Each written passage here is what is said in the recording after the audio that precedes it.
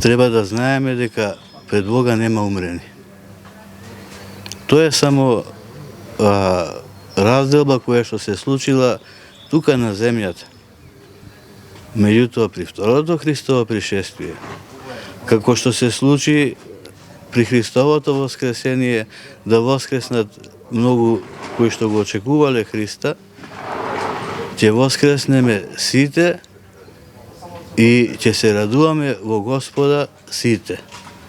Затоа треба да имаме смирение пред Бога, треба да имаме трпение пред Бога, молитвеност поинтензивна пред Бога и секако до оние сите тагуваме, меѓутоа оние кои што изгубиле најмили секако дека болката највеќе ја чувствуваат, своите мисли никогаш да не ги двојат од надежта во Христа Господа.